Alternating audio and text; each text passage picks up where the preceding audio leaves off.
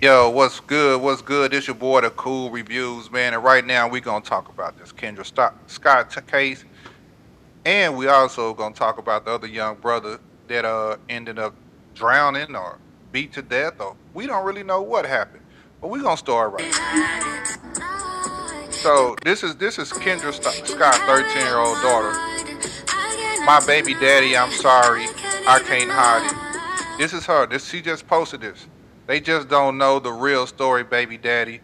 Long live you, my baby, F my mama. This is what she posted online. Since her mama been locked up, since her mama done unalived this young brother. This is what the daughter posted online. And what we gonna do is we gonna talk about it. Did her mama make a bad choice? Did her mama do the right thing? And what should the consequences be to stuff like this? But what we gonna do, man? We finna get into this intro, and then we gonna talk about our perspectives on this. And then we gonna talk about a few other things. But hey, right now, what I need y'all to do is y'all like, share, subscribe, tell a friend. I finna share it out, and then we gonna get it started.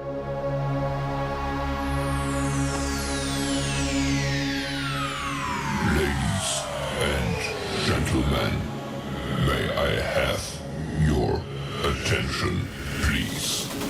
The show starts in 10, 9, 8, 7, 6, 5, 4, 3, 2, 1, go. Yes, sir. Yes, sir. Yes, sir. And ladies too. We back. We back, man. Yo, we got Joe Collins in the house. We got Joe Collins in the house. Yeah, yeah, yeah, yeah. He be going crazy sometimes. We got C Hines in the house. He's somewhere. He'll be back on screen in a minute, man. But hey, we finna get it started. What's going on, Joe, man? How your week been so far? What you got going on? And we blessed. We blessed in the city. And everything is Hell good over yeah, here. man. Blessed and highly favored, for sure, for sure. Oh, there you go, man. What's going on, C Hines? What's cracking? My brothers, what's happening with you? How y'all doing today? Hey, man. Hey, we too blessed to be stressed, and I'm glad that we at stages in life where we ain't got to deal with hood shit like what we gonna be talking about today, especially with this Kendra Scott situation. Because man, I was thinking about this earlier, and I'm like, man, we got the Nolan Wells thing going on, hot and heavy. Everybody talking about this, and then the Kendra Scott things happen, and it's like, hold on, hold on. We ain't finna forget about what's going on with Nolan Wells to start talking about this ratchet hood shit. I got about one more day to talk about this, and Okay, then what happened? What happened? I'm ready to jump in. What happened with? I haven't heard this one yet. okay. So this is what we'll do for the people that haven't heard about it. This is what I'll do. Hold on one second. Accused of shooting and killing a man she says she found hiding under her daughter's bed. In court this morning, Kendra Scott, who is charged with first-degree murder, had her bond set at $100,000 and was also ordered not to have contact with the victim's family. Memphis police say when they initially arrived to the scene last week, the victim, Rodarius Morton, was found dead near the home's porch after he had been shot in the back of the head. WREG Shay Arthur is live tonight after speaking with a former teacher of Morton's and what she wants people to know about him. Shay? Hey, Stephanie, yeah, she says this case could have been handled so many other ways, not ending with a 20-year-old man being killed. Perkins says she's the former middle school teacher of Rodarius Morton, who Memphis police say was shot and killed early last Thursday morning in the Walker Homes neighborhood. She said Morton had learning disabilities. He was special needs, and I was his special needs teacher. She described him as soft-spoken and respectful, shocked by his death. Unbelievable. Very, very hurt because the young man that I knew that most people don't know based off of this story. They don't know him personally like I did. In court paperwork, an underage girl told police Morton came to her house early Thursday morning through a back door. Her mother, Kendra Scott, then showed up banging on the door, yelling, "Who was at my house?" Scott says she went inside and found Morton hiding under the girl's bed. Police say as Morton was leaving the home unarmed, he was shot somewhere near the front porch. Detectives discovered he had a gunshot wound to the back of his head. The girl told police her mother has told her in the past if she discovered a boy in the home, he would be faced with violence. People look at this and they say, well, he should have been in that situation in the first place. And I agree. I do agree. I do not condone his actions as going and mingling with a 13-year-old. However, when you're cognitively not 20, what do you expect? And then I found out last night that from his sister, no one knew that he was gone away from the house. Perkins believes Morton thought the girl was older and didn't understand the law. I just wish she wouldn't have never shot him. That's it. There were so many opportunities for her to stop and think. So many different ways that this could have had a different outcome. So many different ways. Call the police. If you got a gun, hold them to gunpoint when the police gets there. Yeah, and Stephanie, Scott is due back here in court next month. For your news leader, we're live downtown tonight. Shay Arthur, WREG News Channel 3. Following new developments in the case of a... So that's pretty much what's happening at the moment. Huh. Right. It's a hey, what's up, Trey? It's cracking. What? I don't know, bro. You remember when I was in at Hanley and I was at Eastern Hills? Yep. I don't think you was around when I went to Cedar Hill. But Nah, I wasn't. But Hanley at Eastern Hills, I was declared special needs. Okay. Remember, I was in special ed. And I was fully aware of my actions. I was fully aware of now granted there are different levels. Right. But if you have the common sense to hide up under the bed. No. If you got common sense to go hide and this baby is 13, and you already been warned. But this is the thing, Chris. Have we not been around high functioning mentally challenged people our whole life? Our whole life. I admire now my you life. do. So you do understand that there are people like that I've worked with, you've been around. Because I don't know if you actually ever worked with the company. Yes. That are functioning on certain levels and then certain levels they not. Right. And so you got some of these kids that can be 25, but in their head they 13. This dude, the crazy part is they ordering Ubers for him. He can't drive. I guess they ordering Ubers for him. The mother already knew who he was, and I get into some of the videos and stuff like that. It's a slippery slope, but him being special needs kind of changed the whole situation for me. Because his mind, he could be 10, 11 in his mind. But what do you think, Joe? Hold on, Joe. I got daughters, bro. Me too. I'm not saying I would have, I'm not saying I would have shot Buddy. There's a lot of different ways you can handle that situation. I think in the interim, this probably ain't the first time that little girl has had somebody sneaking in that house. I think ratchet culture breeds ratchet culture. She probably got the shit from her mama. Oh, I got some stuff for y'all to. Yeah. So her mama should be the one to blame. You know what I'm saying? Like what they say, the apple don't fall far from the tree. So if she doing some shit, she probably seen her mama do it. Maybe her mama do it and hide up under the bed. But if she ratchet, she from the hood. We already know what time it is. Her mom probably getting buzzed down too. But she 13. That's just how it goes. I haven't heard anything about what her dad had to say about it. That tells a lot about that situation too. As an active father in my kid's life, no niggas sneaking in my house. Period, point blank. My, But they not. mine either. Law said they can't shoot anyone that's not committing a felony. I If The mean, they law, but the he law, was, been he warned not to was. be in your house, that's a felony. if a person, yeah, if they breaking and entering in your house, that is absolutely a felony. You have the right to shoot and You're kill that hiding person. shit.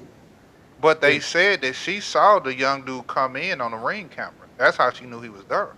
Hmm. The young girl let him in. So is it now, really breaking and entering? far as the law, that's what's gonna get her because she knew she saw him go in. Now, if morally, I've warned you already not to be in my house. Somebody just said trespassing, but I warned you not to be in my house, and I had a right to. I had a right to protect my house. If I feel like that you're in my house and you're a threat, I'm gonna take you out. But that's where premeditation comes in, and that's the problem. And that's why I You say the saw, law is gonna get her on that part. yeah, basically, it's not like she caught Buddy in the house. She knew he was in the house, and she had planned on doing that dumb shit. You know what I'm saying? It's a lot of ways you can handle that shit. Calling police probably would have been the best way, and then checking your daughter probably would have been the second thing that you should have did. But unaliving somebody, especially another black man, you know what I'm saying?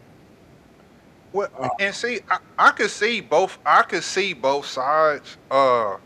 That's why it is kind of hard to really pick a side. But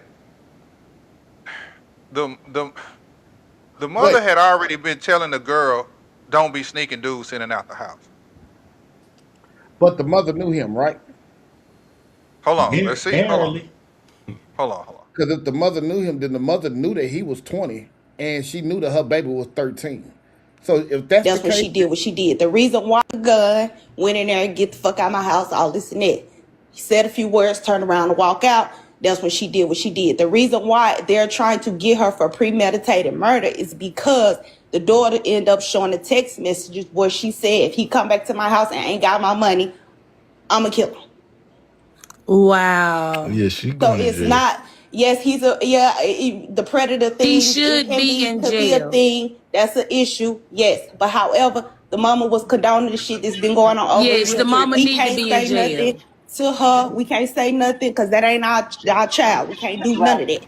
That ain't our business. However, we could say how that shit is disgusting, but if you allowing it, you are allowing it. She was allowing it because it was making her stay at home to watch the other kids. As far as her having a job and 2, 3 jobs, Kiki ain't never held down no job. Yeah, she worked at Amazon. Her real name Kendra, but we call her Kiki. She worked odd jobs here and there, but bitch ain't never held down no job for real, for real. Though she wasn't coming from overnight working, she was coming from her dude house to try to get the money for the light bill. Kiki, do you love me? You right. Bro, I'm like Negro Damas. I can see this shit coming a mile away. I done been there, done that. I ain't seen all that shit before. I called it. That's ratchet nigga shit. It's ratchet behavior. Bro, come on now. Barry Bonds in this motherfucker. Like, okay, so I can see it coming. so we can move on to the next topic because whoever that was just really explained the whole thing. I mean, first off, she knew the nigga was grown. Whether he's slow in the head or not, there's still an age. I don't know. I just have an issue. He was 13 not an and 20. imminent threat. She should have gotten a restraining order.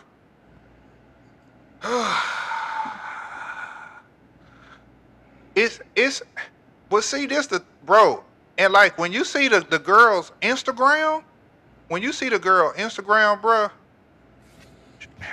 that thing down there was looking like she was wanting to have an OnlyFans.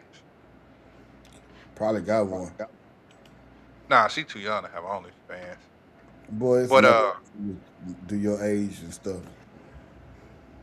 but yeah, man, and the thing is that first video I was showing, she kind of insinuating that she pregnant, talking about baby daddy, and it wasn't supposed to happen like this. you know, I'm glad the one lady that was talking, everybody got everybody got a loudmouth cousin. So the chick talking about, she said she knew them. She said, "Oh, girl couldn't hold down a job, all this and that." So, uh, man, that's some crazy hood ratchet shit. Unfortunately, that probably happens more often than not. It was another story that I heard about that happened last month, where it was a 21-year-old lady with a 13-year-old boy, and of course, that didn't get that much attention, but you know, of course, they didn't talk about that. But yes, Michaela, how can I help?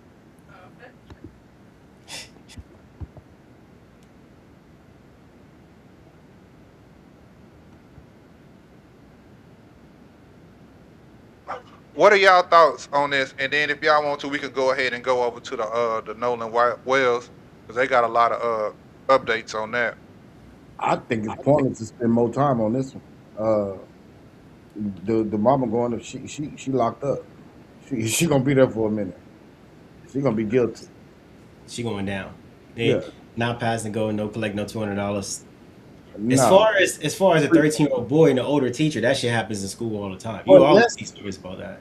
but there's a comment by my brother Tyron. He says black people only buy weapons to kill black men. Oh, damn, I didn't even see that. I ain't used to comments coming in this fast, honestly. He says black people. I really want to know where he. I don't know if he's still on or not. Because I think really about it, want to know right? where he's coming from on that. Go ahead. Okay, look at the Nolan Wells situation, right? What? Why ain't a black? You would have, bro. Your son go out on a boat full of all these white boys. The white boys come back. Your son don't. Now, why ain't one of them boys being held hostage? I totally agree. Why ain't one of the? Because the white boys are not the problem. Your What do you son's mean? decision making is the problem. What part? The whole entire thing. Like if you got a son and your son ain't smart enough to recognize his surroundings, and he thinks that shit is sweet, that mean ain't nobody taught that dude anything about reality. Ain't nobody taught him about life. Ain't nobody taught him about how things go.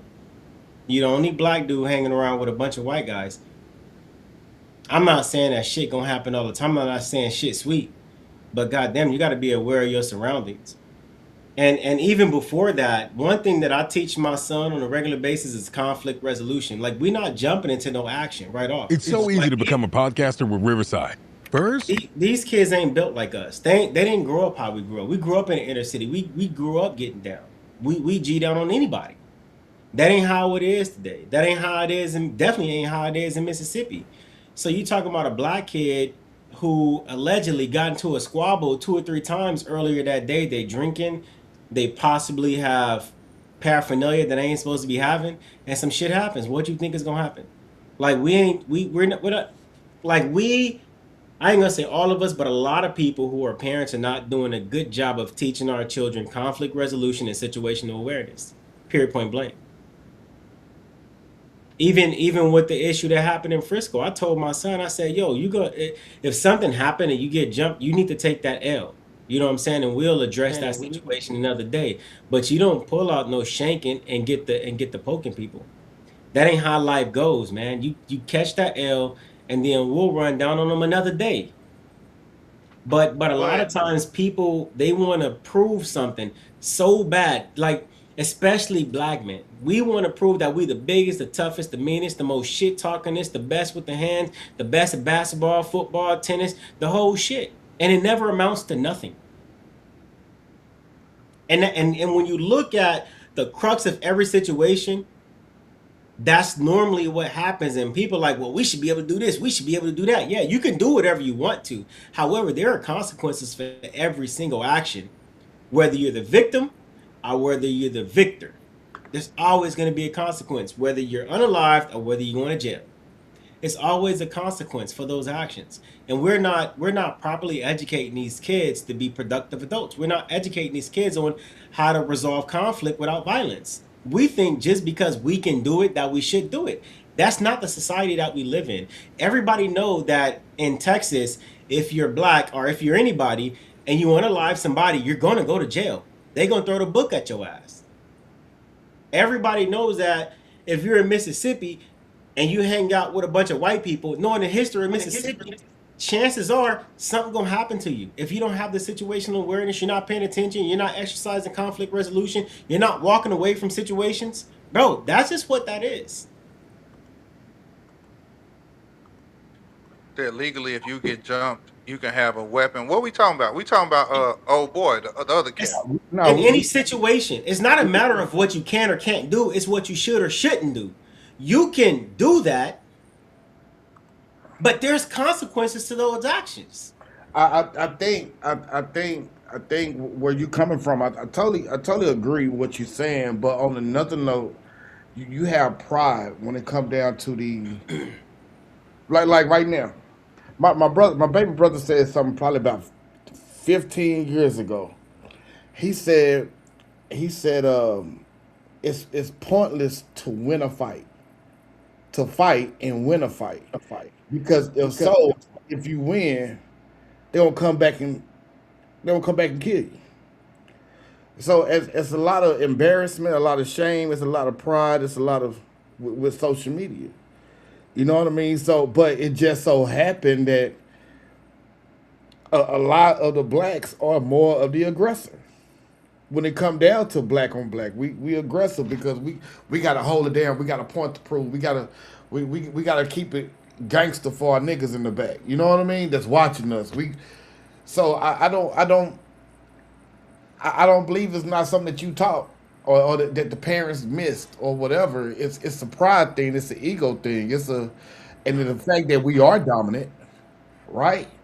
The fact that we are dominant is more of I can't be I can't be humiliated. I think social media is the worst thing on the planet right now because It it's for sure the gift and a curse. But one thing I want to say though when we talk about this, we got a lot of parents that love to say, "Yeah, my kids are the only black kids here," or you know, they look at it as a badge of honor when they can say their kids are the only black kids. All my kids' friends are white. You know, they say, yeah, my kids are cultured because they don't just hang around black people. You know, they got white friends and stuff like that. I've heard a lot of parents brag about putting their kids in that situation.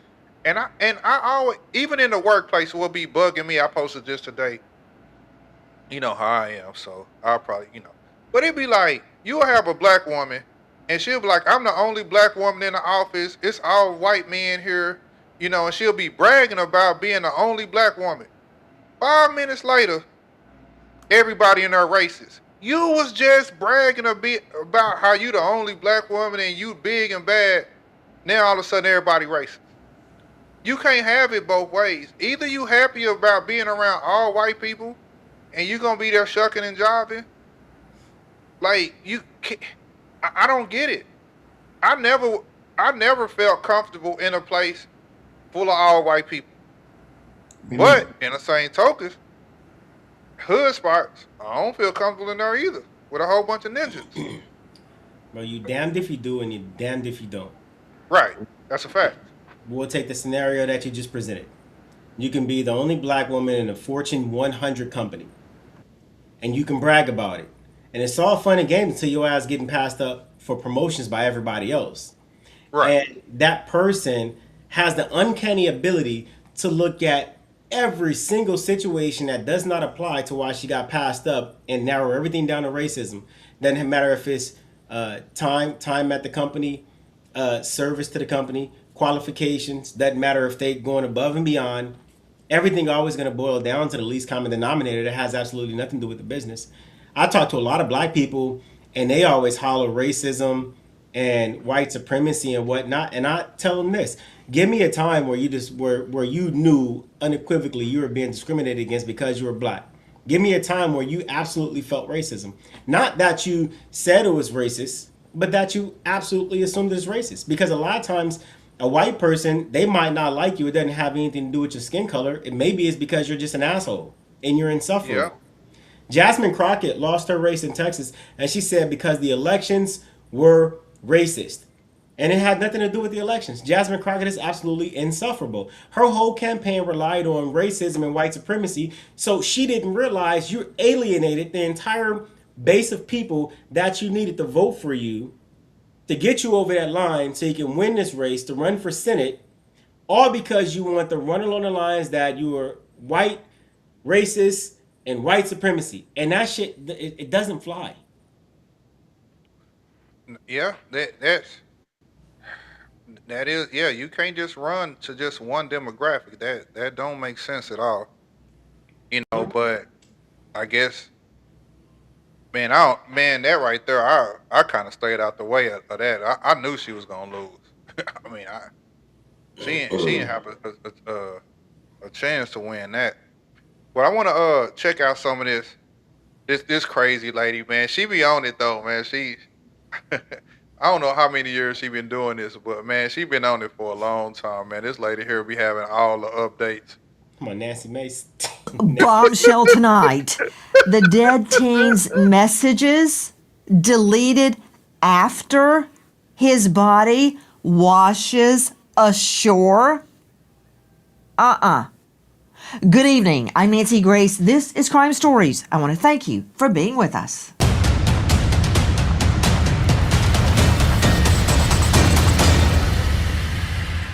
Eighteen-year-old football star Nolan Wells heads to Horn Island with his friends to celebrate the 4th of July. But hours later, after he doesn't return to shore, his friends report him missing, launching a desperate search across the water. They met that day, and it was kind of one of those things. It did come off that day that he really did like her, but that was the only time they'd ever hung out was at Horn Island on July 4th. We're sinking. Can y'all please come? And is everybody on board in good health otherwise? Yeah, everybody's on board. From our friends at GMA, no, everyone was not on board. Nolan was not on board. And who's the mysterious girl he met for the very first time the day he goes missing? His body spotted by the United Cajun Navy, washed ashore. We have obtained that photo. We are choosing tonight not to show it.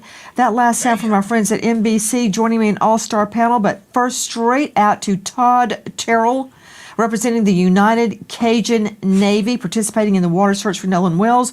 Todd, thank you for being with us. What did you observe?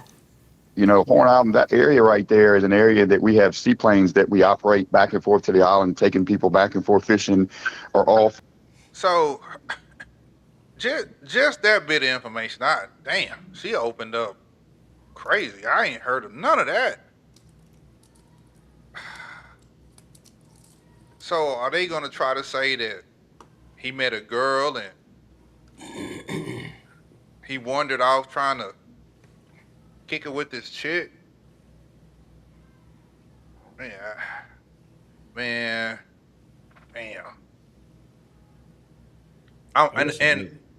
Huh?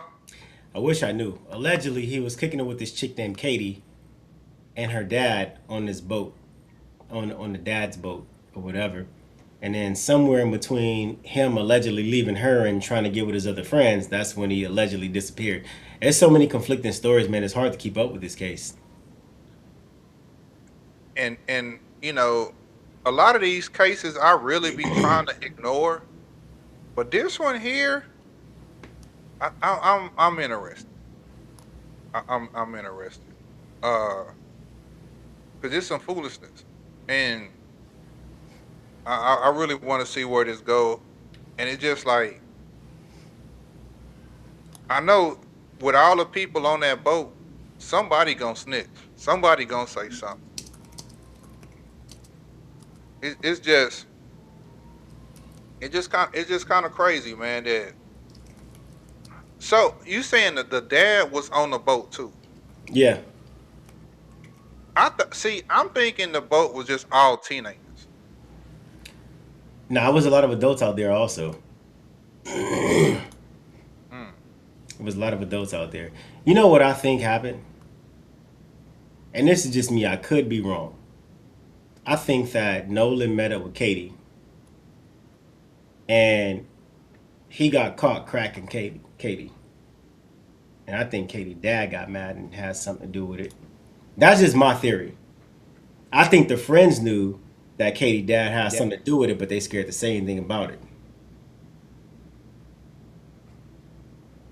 Man, some, because they were saying that. Well, maybe she'll get into it. Listen to some more of this. That area right there is an area that we have seaplanes that we operate back and forth to the island, taking people back and forth fishing, or all field workers, back off to rigs and stuff. That morning, the body was observed on the northwest portion of Horn Island, which is not unusual for someone to drown and be washed up in that area. There was a park ranger that was on the island that actually had spotted the body, and we were calling in down to law enforcement officials on the ground what we saw from the air. Todd Terrell, joining us from the United Cajun Navy, called in to participate in the water search for this young star athlete, Nolan Wells. Tonight, mystery swirling around his death. How is it that a group of his friends go out on a boat? They go to a remote Horn Island. There is nobody there. It's uninhabited. There are no phones. There are no bathrooms. It's just a hangout place. How does he end up dead on the shore and everybody else makes it back? I want you to hear one more time what the group is saying about that day. They met that day, and it was kind of one of those things. It did come off that day that he really did like her, but that was the only time they'd ever hung out, was at Horn Island on July 4th. From our friends at GMA, who is she? Where is she? What, if anything, did she have to do, if there is a she, with Nolan's death? That's from our friends at GMA. Back to you, Todd Terrell.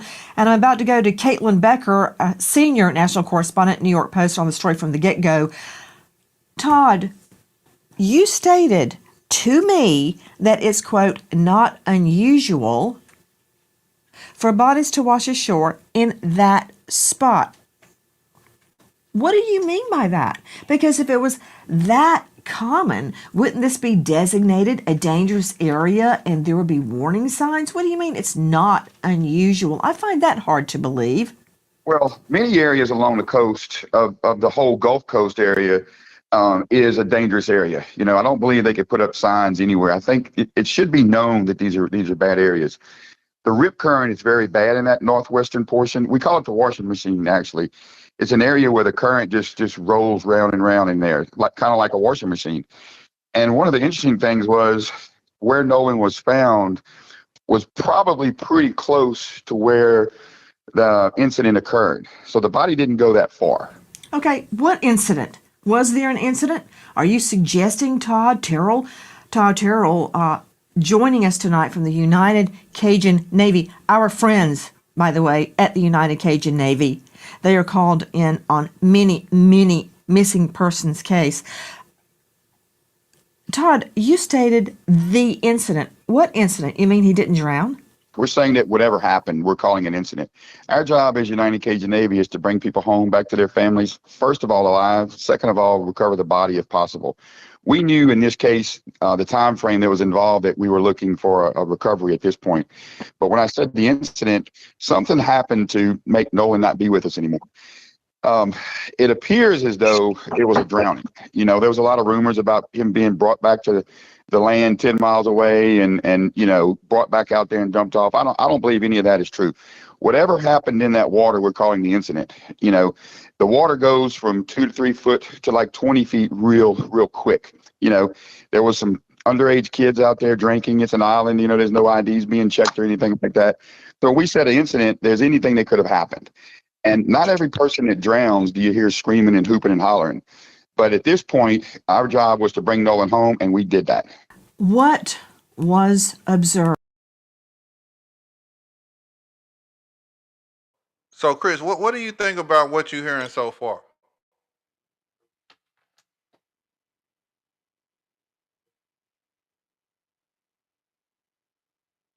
Hold on, your mic is mute. Let me see. Yeah, there you go. Can you hear me? Yeah, you good? Yeah. So what you think about what you're hearing so far?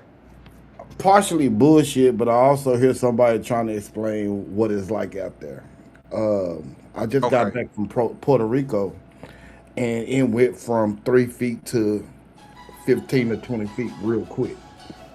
I get that Uh part, huh. but that's not justifying. That's not telling me. It's not telling me what actually happened. You go out there, even if it was an Exactly. accident, Now, you when we hurry up. say he was found, Even if it was an accident, you'll hurry up to get back and say, "Hey, we didn't do this." What actually happened was, no, that wasn't the case. You know what I mean? I don't know. I, I, I feel like, and I know I'm gonna be over the top when I say this, but I feel like white supremacy at its finest. I feel like the, I feel happened really, really close like to where the no, body was found. had You no know, business Todd, kicking it with all white people. Yeah. Uh, I was taught that by well, a person that you and I know, Larry and Julie. I was Oh. taught I was Oh taught boy. that you can't trust white people. It's just in their nature. You know what I mean? So that's what I hear. I hear a cover up. What's up, Zero? Okay. Okay. I hear a cover up, Man. bro. And that's just me. I hear a cover up. I remember my senior year in high school. Bro, what you got going on here? Huh? It's a commercial, YouTube commercial. You trying to look at them Asian women? Right. I thought we both got it good too. Right. We over here getting punked. But no, I Nah, it's remember a my YouTube senior year in commercial. high school. This little white boy, this little black boy came up missing, man. And I was at City Hill. He was kicking it with about 5 or 6 white boys. And from my understanding, put like this, during my graduation, they did a memorial. So Damn. the black boy still never came up, and nobody went to jail for it. After that, and I'm 17 at the time. After that, I knew then white people ain't to be trusted. uh, I don't know. And just my personal.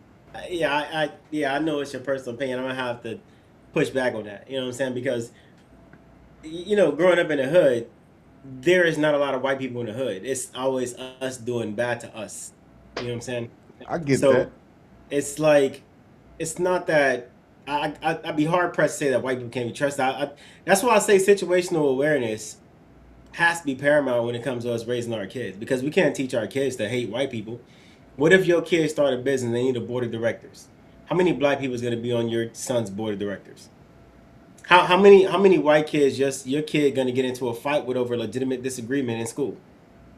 But how many black people was he going to fight on the way home from school? How many times he's going to get, you know, robbed for his shoes? And who's going to rob him? It's going to be white people. It's going to be black people. If your son, uh, you know, becomes a part of a Fortune 500 company, and he's sitting on the board, what is the board primarily going to consist of? Still can't trust them. It's not about trust, bro. It's about situational awareness. You know what I'm saying? Like, you can say you can't trust white people, but I can at the same time say that I can't trust black people. I think we all And can think of scenarios where we say you can't trust black women. Right. You know what I'm saying? So it's one of those things, but you still date black women. So it's just one of those things. It's not all. It's some. It's situational. It's like one of those nuances to where you can make the assumption that all is bad. However, you can also make the assumption that maybe it's just the people who you know that's bad. Maybe it's the areas that you go that's bad. Maybe it's what liberals like to consider proximity. Maybe it's proximity.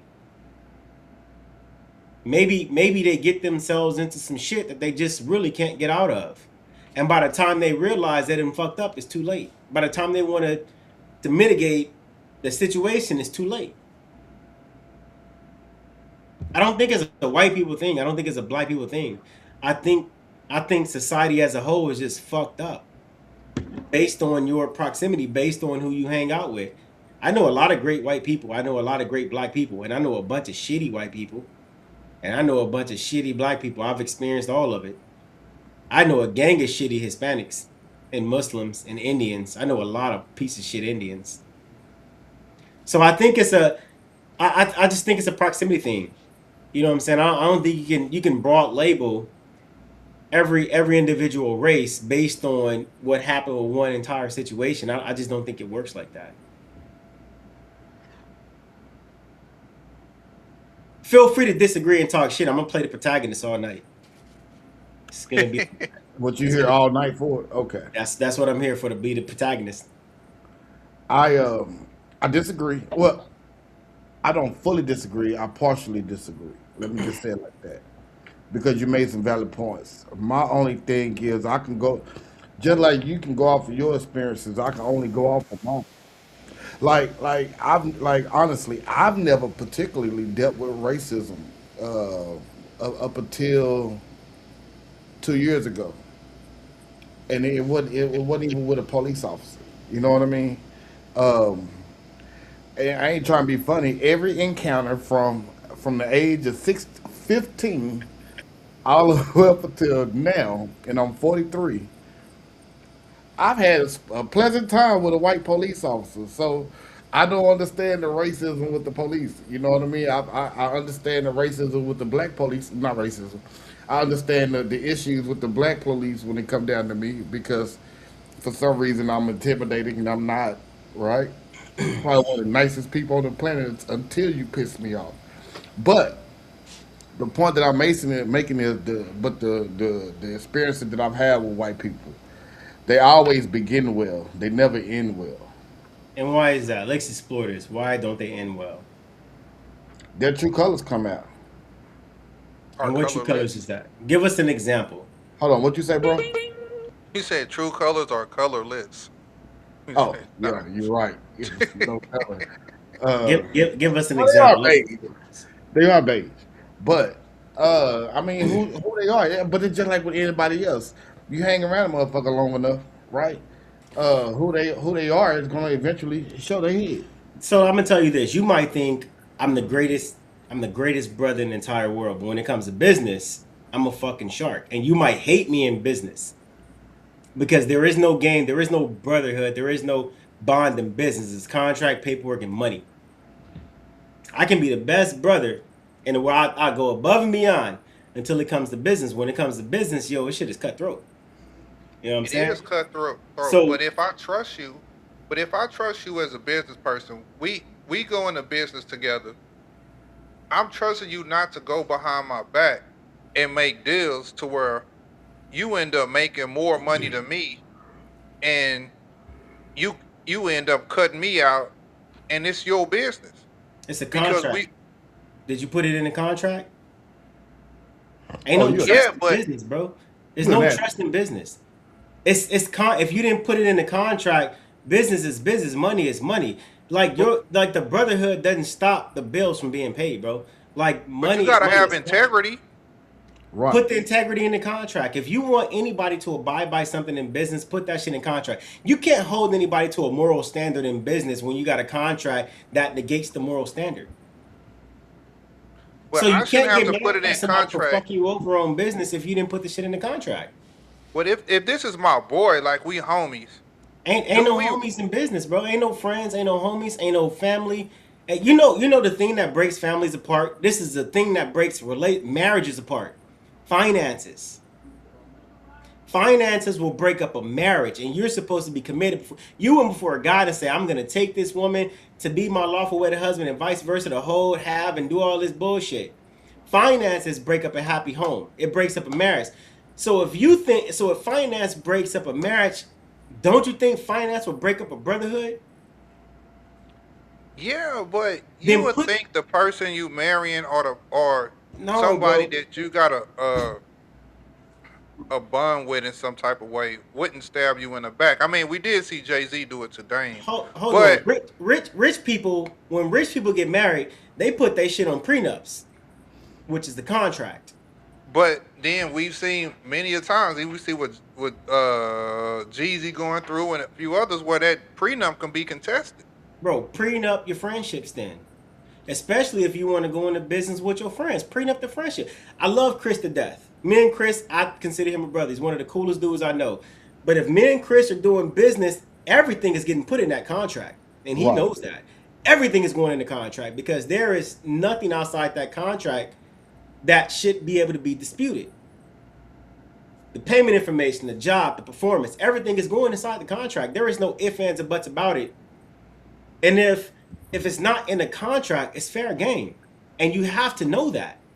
And it's not personal, it's business. And if you can't separate personal from business, then you don't need to be in business or you don't need to have no friends. You got to choose your struggle, bro. And that's real shit. My dad is probably one of the most cutthroat businessmen. I know. He loves me. I love him to death. But he is cutthroat when it comes to business. And he said, you should have put that shit in the contract. You can't hold me to a understood agreement if it's not in the contract. This is business, son. I love you to death, but business and money has nothing to do with my love for you. It sounds bad, but that is the way society works. Nah, I understand it. So even when we get back to this Nolan Wells situation, do you think maybe he should have brought his dad or somebody like that nigga should have had some allies? Yeah, like he, like Chris was saying. I agree. I do think the overwhelming majority of white people are racist. And if something go down, they are going to stick together for as long as they possibly can to make sure that the other one they'll take it to the grave if they can.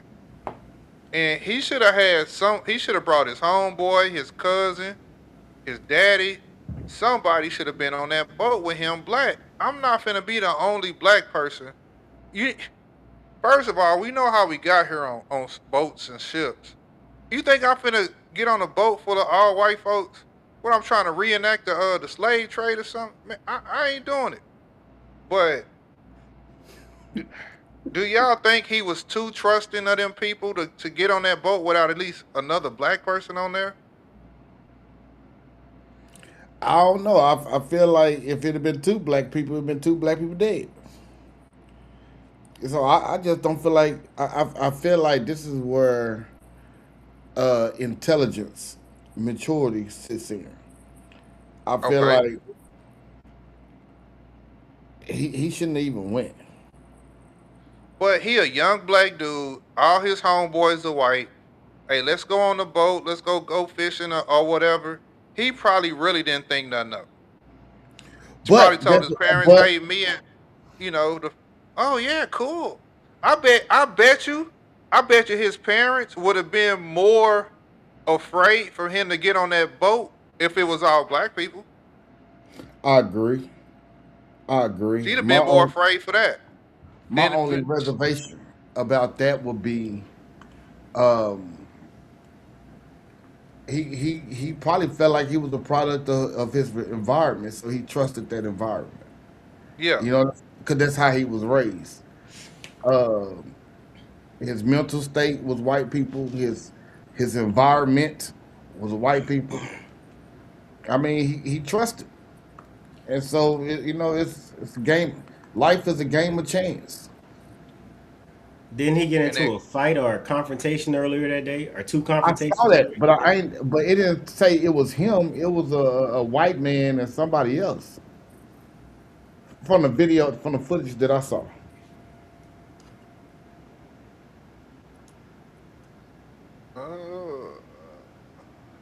Hold on 1 second. I agree with Zero. That's why Zero, my guy. I fucking agree with Zero. What did he say? Business is inherently amoral. That means there is no sides in business. It's defined by profit and nothing else. Absolutely correct. That's all that matters in business. And if you want something to happen, it got to be in the contract.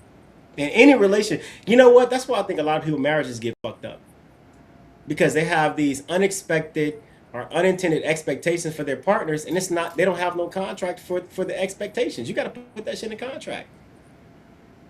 And I think Dave Chappelle had a contract arrangement. He did a skit with the contract arrangement relationship. It's like, nope, ain't in the contract. I ain't doing it. And I think it makes perfect sense. Yeah, but let's get a little bit more into this video. For the rest of the scenario that you're go ahead. describing to unfold, What you was about to say? Oh no, I saw a comment that was 30 minutes ago. I don't know if you read it or not, but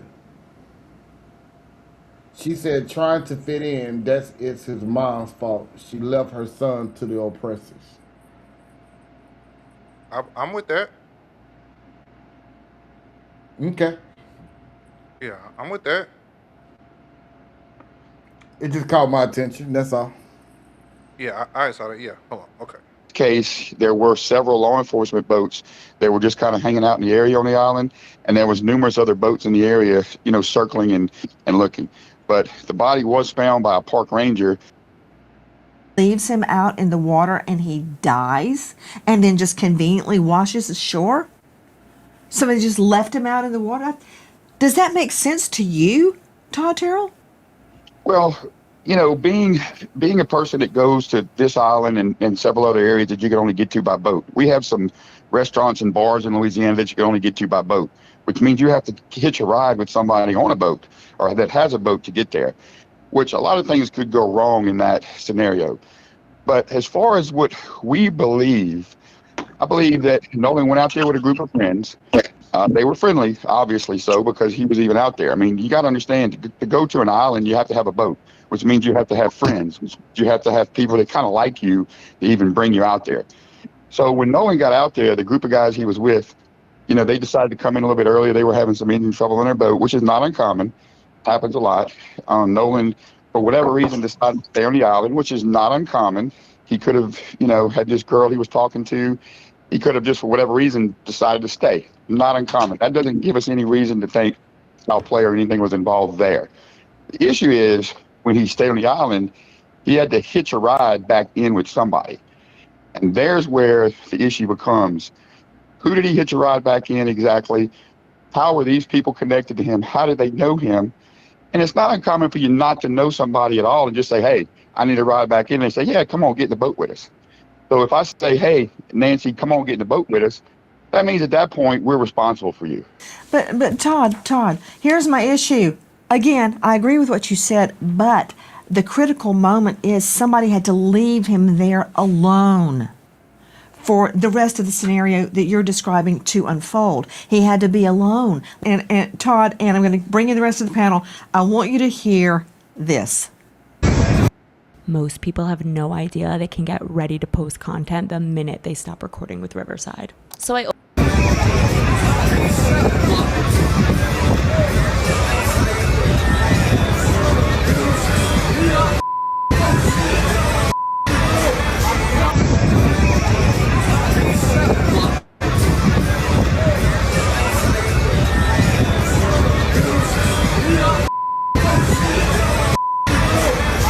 That is from Anna Moore on Snapchat, and you have to listen very intently to hear what she claims is being said. Todd Terrell, United Cajun Navy, please don't move. Joining me now, Caitlin Becker, the senior national correspondent at New York Post. She is the star of New York Post Cast. Man. Okay, wait, you went offline. Hey, I was gonna ask you, man, what do you think about that? It looked like they got into it, and what they took dude's phone. They having an argument. Man, this thing. It sounds like the ultimate setup. It sounded like, but didn't the dude tell him to get off his boat? At one point, yeah. Hold on. Being said. And honestly, bro, I don't even fool with Nancy Gray, but right this the one time I'm with her.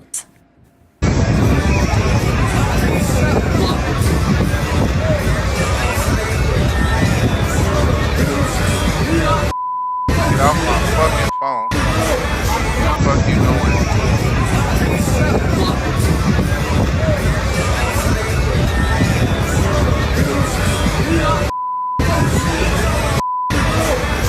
That is from Anna Moore on Snapchat, and you have to listen Huh.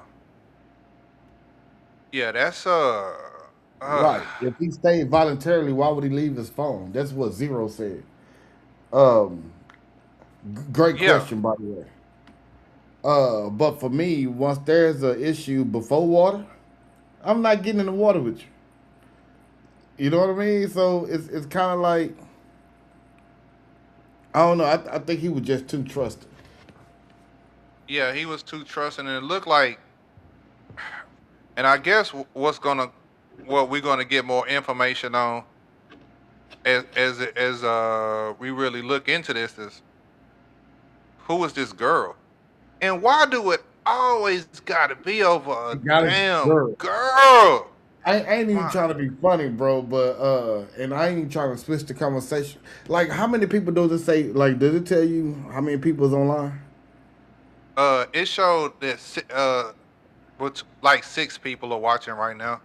Okay, so here in Dallas, I don't know what he at. So I'm just gonna say here in Dallas, and I just mentioned it to you. I've been following the pre-trial for Yellow Bees. Okay. Okay. And it's funny you say a girl because it was a girl that had everything to do with that. But now here's the thing: one of the other persons, Trap Boy Freddy, he just got married to one of the girls that was involved. I saw some about Trap Boy Freddy getting married. And here's the crazy part: because of Tyron, like I know these cats, right? Okay. Because of our brother, I know of these cats. Um, and all three of them was cool in their own way. And so, my heart is different, but part of me is like, when you live by the gun, you die by the gun. When most of the time, whenever there's a setup, it has to do with a female. Just like in this Nolan case, it has to do with a female. It has to do with a female. The Yellow Beezy. Matter of fact, if we was paying attention with the Yellow Beezy and Mo 3 made a song called Money Maya. And he told the story about I don't know if you follow him like that, but there's a song where he explained if anything happened, it has something to do with Maya. Damn. Joe Niece's Joe's sister. Okay. Yeah, but if anything happened, it's behind her, and it's just like in this case. If anything happened, it's behind a female. Like this is, man, and it's crazy when you look at the shit we've been talking about today. The 20-year-old dude lost his life behind a girl. Now we hear a girl could be maybe somewhat involved in this right here. Man. Or it's the female. This shit go back to the beginning of time. Oh, hell. Hold on. It go back to the beginning of time, man. How men allow women to put them in bad situations. You talking about that? You talking about Adam and Eve? She can decide what she want to have for dinner. Yeah, but the man is the leader. And it seems like in a lot of cases when a man fails to lead, a lot of times we put both of us in a situation to where things can go bad. In the black community, in my opinion, black men aren't really taught to lead in their homes. The black community, for the most part, has been a matriarchy for a long time, where the mother is actually the leader. And you're right. That's a sensitive subject for me. And the thing is like when we look at the downfall of the black community, I think because we've allowed it to be a matriarchy for a long time. And when we look at, a lot of these cases, a lot of things that happen, it's dudes following behind females. Where the woman should really be, we should be leading and she should be following us. It looked like a lot of these downfalls are when men are chasing or, you know. Totally disagree. Not just that, bro. Do Yeah, I you realize disagree that? too. Do you realize that as a child, as a baby, men are taught to play, and girls are taught to play fix up dolls' hair. They're taught with the easy. Remember back when we was growing up, it was the easy baking oven. They're But taught that was when we was kids though. right, but even now, I know an 8-year-old little girl that can braid hair better than any adult. But you got They're taught that. Boys, hold on, look. hold on. Boys are taught to play. Go outside. Go play in the dirt. Go do whatever. Boys are taught to play. We don't understand why come they never become men. Let me push back on you. Girls are taught to play by women. In our households now, boys are taught to play by women. In every scenario that you bring up, the common denominator is a feminine role model. For the majority of boys in our community, they never see their first male role model until they get into athletics, until they get into sports, into schools. Teachers are mainly females. Administrators are mainly females. When you grow up in your house, if you don't have a man in the house, it's mainly females. The majority of the black community is not married. The majority of the black community in every single marriage, 80% of the marriages end because the women initiate the divorce. The kids end up staying with the mom. It's a select few like us where our kids end up with us. My kids live with me except for my twins. You know? So you talk about a society, it doesn't matter if you play or not. The majority of the society are brought up by women. The role models are women. The influences are women. Boys who grew up in a single parent household, whether it's black, white, Hispanic, whatever, not Asian, because all Asians, they be having 2-parent households, but the majority of them, the first time they've ever experienced a male role model was when they get into high school and their male role model is that coach, that athletic trainer. Even if you live in a household of women and you play Little League, the only time you ever see that male role model was during the season of the sport that you're playing. So it doesn't matter that you go outside and play. Your primary influence is a female. It's a woman. And a primary influence for a woman to put the man out the home is government benefits. Okay, see, now you're going just a tad bit deeper. Just before we go there, before we get to that part, because I agree with that part, the government benefits part. The part that I'm having to battle with you on is the fact of, like you said earlier, is our generation or the generation before that was training us. They taught us to play. They taught the girls to cook and the homemaking shit, right? And then wonder why when we get older, we're playing the field. And while the girl's at home and she's quick to divorce. She's quick to leave because she don't want to deal with nobody that's playing. She want to deal with somebody that's ready to go. So she go with somebody older. The problem with that, even though when you talk about the 2-parent household and the 1-parent household, because now we got some strong 2-parent households that are same sex. We can't leave that out. There is no such thing as a strong 2-parent household that's same When I sex. say strong, I mean waking up seeing two of the same people every day and they're trying to teach them something. Not saying that is right. It can Not be a saying male. that's right, It but can that's be what's a happening. two. It doesn't matter in the same sex house, same sex relationship household. The energy is always feminine. Two Yeah, females, even with the feminine men. feminine energy. Two Even men, with the men. feminine That's why energy. our boys are softest. They soft as That's fucking why our boys are sissies. cotton with rat piss. Soft as Right. shit. I totally get it. So But at the same time, but that's not a strong household. You got two when I parents. That's the when I same say sex. strong, you see, you taking my word literal.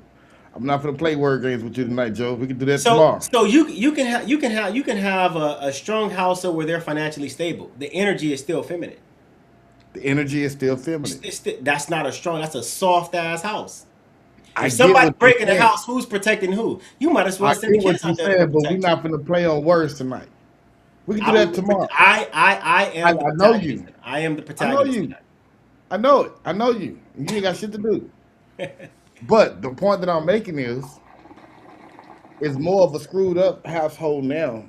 Whether it's single and whether it's a two homosexual household or whatever you would call it. That's what's teaching our boys right now. Not mine, not See, yours, but at my the same sister time, my sister just posted something that says men have been castrated since slaves. That's not true. that's not true. Men have Men not been have been castrated since slaves. castrated by the black woman. Facts. Because listen, That's where the castration in come in for the black society, woman. every single revolution in a black community, the black woman feels like they have to fight for the black man on shit that black men never asked a black woman to fight for. Nobody has ever in history asked a black woman to fight for a black man for shit. That you can't think of a time in history. Nobody asked Dr. Martin Luther King to fight for equality. Segregation was good for black people because then you learned black history and black schools, lived in black communities, and built black businesses. Black people, we didn't start to fail until we wanted to integrate with white people. When we integrated with white people, then what happened? Black people wanted to prove that they were equal. So they go to white businesses, white schools, fuck with white women, and then what happened to black community, black schools, and black businesses? They fucking failed. And so now today you see everybody buy black, support black, vote black, and all this bullshit. No, that culture is dead. Because the black people of this generation are softer than the black people of the previous generation. I've been in politics since 2019. I've never seen a dumber group of people that have the audacity to assume that because I idealize a particular political party that you're more black than the next black person who don't agree with you.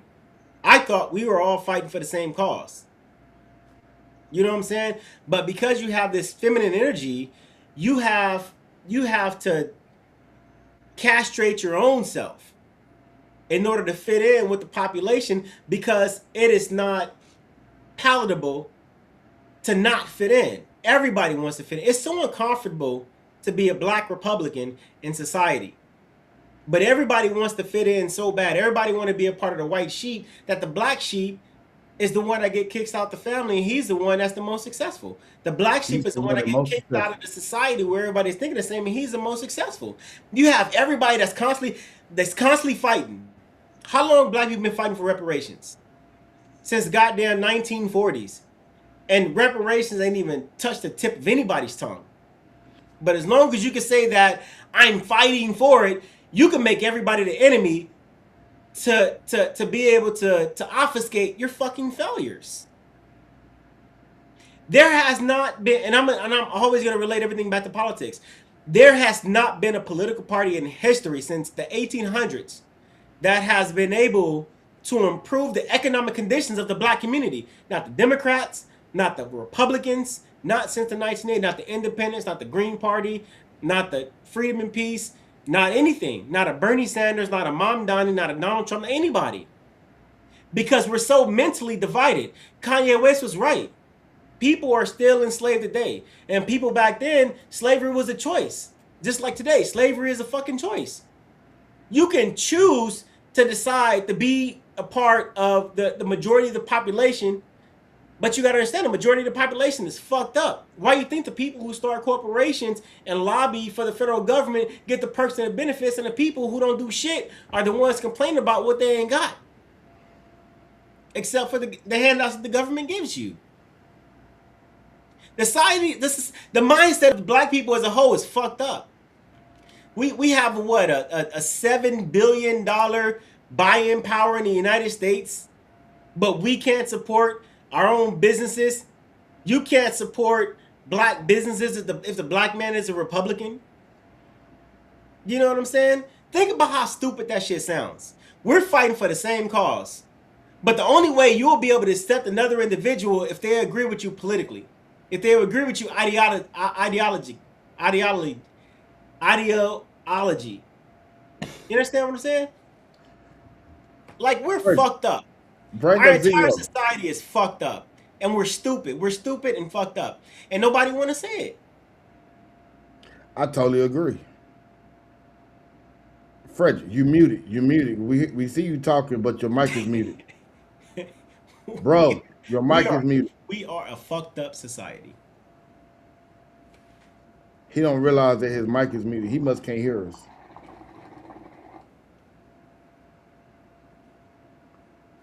And Society he as a just whole is fucked up. What if Abraham Lincoln? They're doing this research. What they found out that he was mixed. He was the Melungeon. He was half black and he's 75% black and then 25% white. But he was a Republican. How do you think that will fuck up the entire United States? Oh, he was a black dude? right. He was a mixed race dude? The thing that gets me is the majority of the people that the black community idolize as heroes in the black community, they're all in mixed relationships. They're all dating white people. They're all dating Hispanics. They're all dating outside their race. But these are the same people that we utilize to say that this is what black excellence is. How the fuck is Kamala Harris black excellence? She's married to a white man and didn't even make black kids with this white man. How is the leaders of Black Lives Matter, the leaders of the black community, when they are fat black gay women who are married to white women? Every single black leader in the Democrat Party is damn near married to a white person. Even the white people in the Democrat Party is married to white people. Bro, Except for what's the Maxine solution? Waters. What's the solution? The solution is we have to stop putting barriers on who we're going to support and start supporting people based on what they can do for us. We got to put our eggs in every single basket instead of taking all of our eggs and put it in one basket.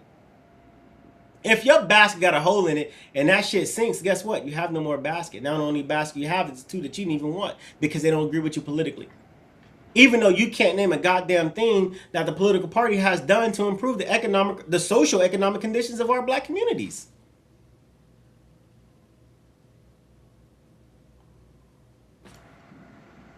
Right. Bro. And I would implore anybody who disagrees with me to find a policy that Democrats have created that would improve the socio-economic community for black people specifically. And don't give me no rising tide lifts all ships bullshit. Specifically for black people. Find something, bro. One policy. This is for black only.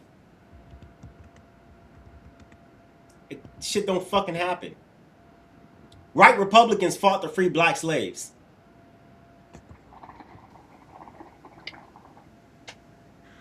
Whew. Over there puffing looking like a dragon. Got the vape steam coming out his nose. That just sound like he over there cooking. Bro, he been waiting on this. He goes off season. The super vape is Final cooking. video, that is his mom's fault. Oh no, I think that was a while back though when that was. Yeah, that was a while back. Yeah, they do studies. That's it. That's all they do is they do studies. Why the fuck you gotta study since the 1980s all the way up until now? Why you gotta study some shit? Nigga, we already know. It's in the Library of Congress. All you gotta do is open up the Library of Congress. And I'm not talking shit about you, Zero, you my boy. I'm speaking in general. All you have to do is open up the Library of Congress. They have books. You don't need no more studies. What Dan Pena say? You have a script. All you gotta do is follow the fucking script. Uh-oh. You know what I'm saying? A monkey can follow a fucking script. But everybody want to do a fucking study. We don't need no more goddamn. We know who is who and where they came from. The problem is society has brainwashed people so much to force them to believe that there is something that they have no lineage to. You have no connecting lineage to any of the bullshit that they've taught you that's where you're from. I'll prove it. Slavevoyages.org says that there is only 308,000 slaves that made it to the United States. The other 8 million slaves, they were from South America to the Caribbean. Only 308,000 slaves made it to the United States. The Library of Congress teaches that there are already black people in the Americas. There are already black people in North America, Central America, and South America already exploring from a Oh no, that's facts. all the way up until now. That's facts. No, read Christopher Columbus's diary. Exactly. The transatlantic slave trade started in reverse. He literally brought us back to Spain. He did. Because he wanted to show them, yo, it's already black people already here. Who are these people? And even if you look at 700 AD, who was ruling the European empires? Black people. Scotland, England, Ireland, all ran by black people. The same problem that they have there, that they had then, is the same problem that we have now in the United States. Niggas can't stop fighting each other. Absolutely. You pick and choose who you fight. Oh, his skin color is a little brighter than mine. He ain't all the way black. He a little darker than me. He ain't all the way black. But we black, but we live in different areas. He's less black than I'm black. Or he got a different education. His dialect is different. His diction is different. He's not as black as he's supposed to be. Why you acting white? The diction came from black people. Who you think taught the Romans? The Romans, okay, well, no, the original Romans was black. The original Romans were black. And where did they get their history from? Fucking Africa. Just like the original Greeks were black too. Exactly. But we can't stop fighting each other. So as we fight each other, it allowed white people to come in and undertake us, enslave us, and move us out and take over the empire and whitewash everything. Why do you think that everybody had an issue with Russia unveiling at their Catholic church they got a black Jesus? One of the only countries that did not get taken over by the Ottoman Empire. They didn't get taken over by Genghis Khan. They didn't get taken over by the Romans. They didn't get taken over by Xerxes and Xerxes Persia. and I can't even think of the name of those people. Xerxes was Persia. Yeah, the Persians. You know what I'm saying? So they're spreading this religion, they're spreading this narrative across the entire globe, and they're wiping out what was already built. But you can't wipe out history. Even when you go to the Grand Canyon in California, who they have? Black Africans, black Ethiopians that had already taken over that area. That's why they block it. You can't go here. You know what I'm saying? But people get so enamored because it feels good to say that my ancestors were slaves and they built this country, yada yada yada. Your ancestors, I'm sorry, they didn't build this fucking country. The country was already built. Why do you think we have the Articles of Confederation before you have the Constitution of the United States? There you go. Is this, you said the original Greeks was black? Yes, the original Absolutely. Greeks was black. So prove me wrong. Is that why, like, when you look at sororities and fraternities, they Greek? No. The concept. I always be like, why are black people claiming Greek, but they black? Bro, when I first became a Freemason, they teach us the framework of King Solomon's temple. You understand what I'm saying? And King Solomon was an architect, and he was a black architect that utilized primitive tools and technologies at that time to be able to construct grand halls and grand plazas. And they teach us all this shit. There isn't anything in the history of Freemasonry that teaches us that these infrastructures that are crumbling right now were built by any people of the Caucasus persuasion. There is not.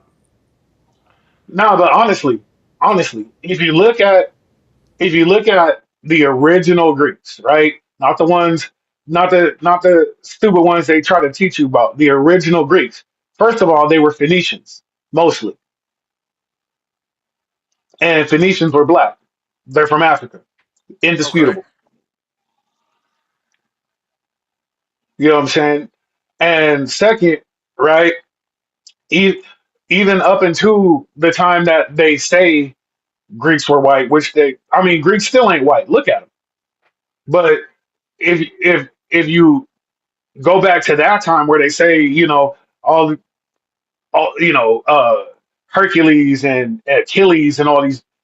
First of all, most of that army was black. Okay. Most of that army was black. Period. If you look at the Romans, if you actually do the knowledge, even Julius Caesar was black. And Okay. what happened to him? The same shit Joe was talking about. Too much fucking infighting. But I'm just saying, like, even especially if you look at the map of that part of Europe, look at how Okay. close it is. Look at how close it is to Africa. You think we didn't get there? But we got all the way the fuck over here. There's a read that's on the Library of Congress, and I'm trying to find it right now. It's called "The Voices of Free Blacks During the Antebellum," and it talks about how you had black people in America that were already free, never products of slavery, and how they fought to relinquish slavery in the South. But the main issue was the voices of the Southern slaves was louder than the voices of the free blacks, because it always pays to have a situation that you can complain about. So when you look at Jim Crow South, although they had segregation in the North, the segregation was only for blacks who were slaves who were gaining their freedom. It had nothing to do with blacks who were here who were already free. It had nothing to do with black people who were free in the South who owned slaves as well. And I think that's a great read, and it's published by a lot of astute universities as well, and they have histories where they talk about this, and I think that people need to start reading this shit, and I think that People need to start reading. Period. God damn it, I'm tired of you ignorant motherfuckers. you ain't never lying. And as a Republican, one of the reasons why I always supported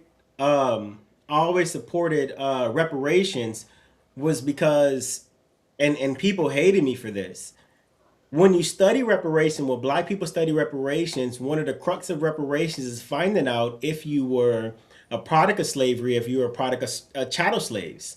And so once you start doing your family history and finding out where you're from, the majority of black people in America would realize that they were never a product of slavery. They did not come here by slavery. They came here because their ancestors migrated to the United States. Not they migrated and immigrated. They didn't come here by way of slavery. And I think that's important for people to know. But because we're so brainwashed through the education system that black people came from slavery, even through our school systems, that's what people always revert to. How the fuck are you kings and queens in Africa, but all of a sudden you're slaves in America? This shit don't make fucking sense. Even George Washington wrote letters to the Emperor of Morocco to allow him and his colleagues to be able to do business in the United States, because Moroccans even came here prior to Anglo-Saxons. Absolutely. But they've been doing reparations. They've been doing reparation studies since the mid '80s. Exactly. How much studying do You you know what need? I'm saying?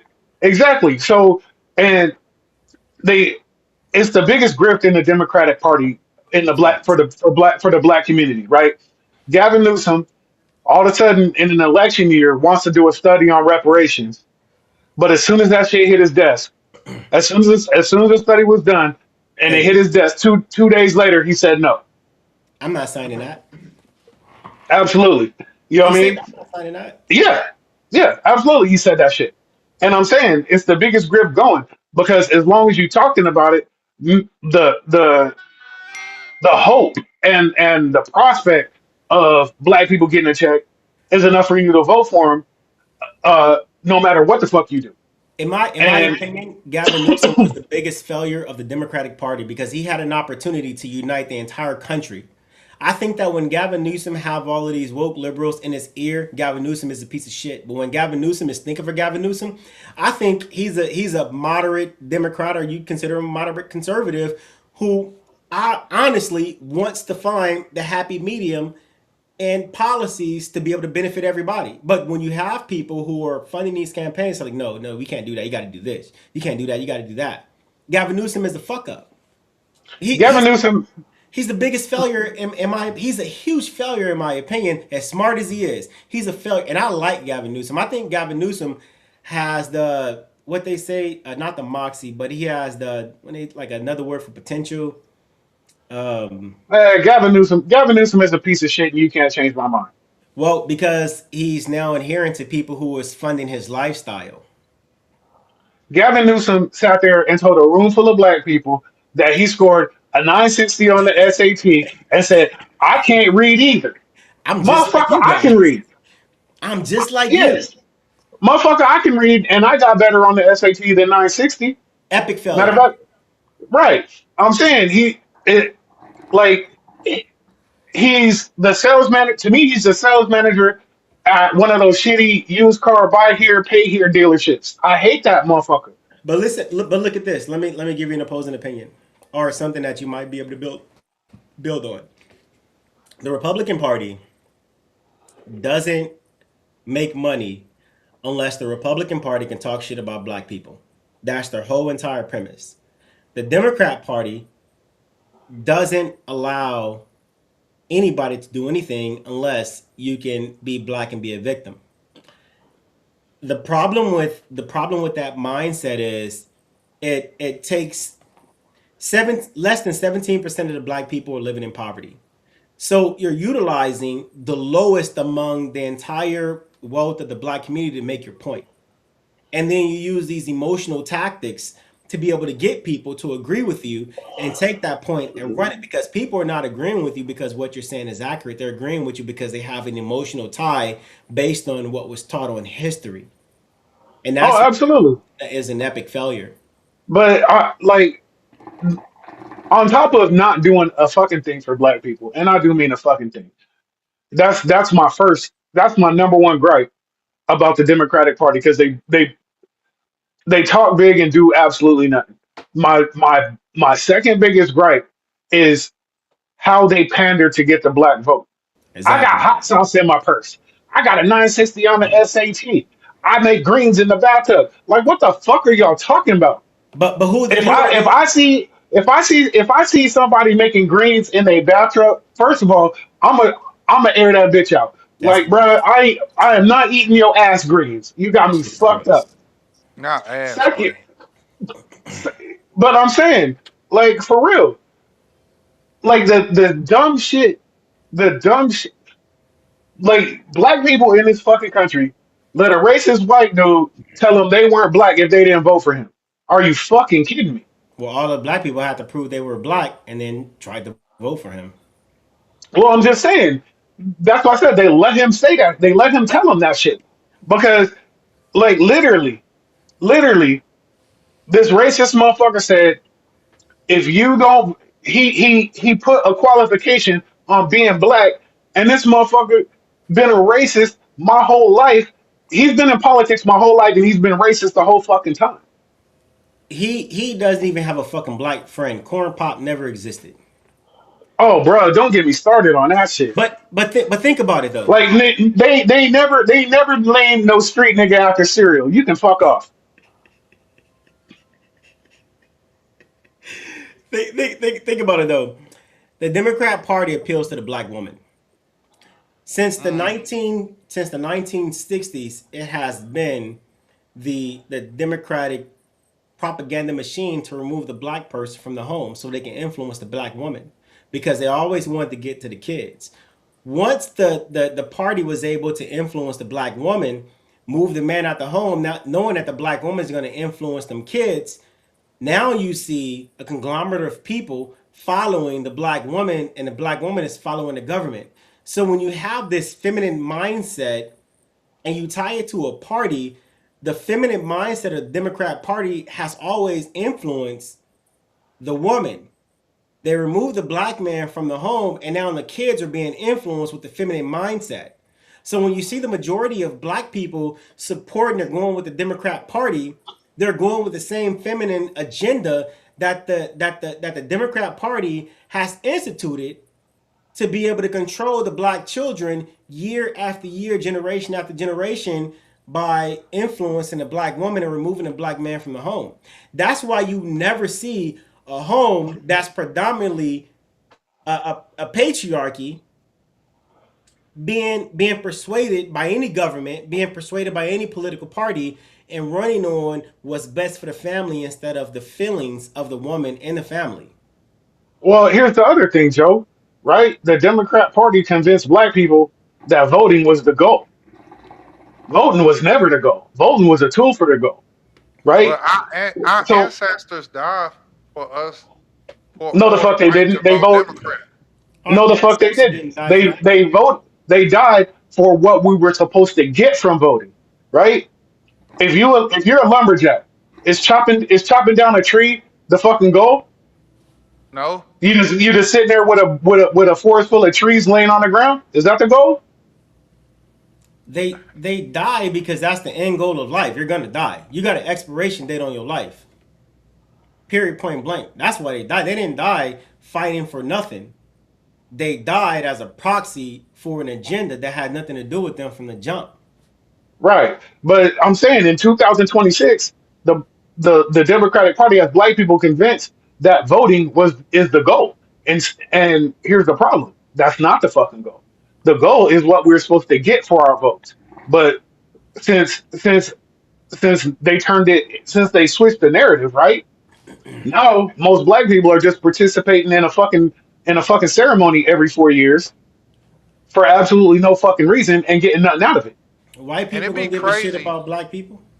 It'd be crazy because every election, this is the most important election of our lives. Every single Absolutely. one is the most important election of our life. Bro, I was dumbfounded when they said that they're trying to restrict black people from voting when every single election year the number of black people voting increases. So if they're restricting your vote, how is it that every year you're breaking records on voting as black people? The I shit think First don't of they make all, damn understand sense to if me. they scare you enough that you will fall in line. Like you need to be so scared that you need to do this. It's like it's. I think well, fear tactics work very well on us. fear tactics work very well on everybody. If you notice, every candidate is pumping fear of some kind. They are. From any party, any office, any level of fucking government, they're pumping fear. It works on everybody, not just us, right? But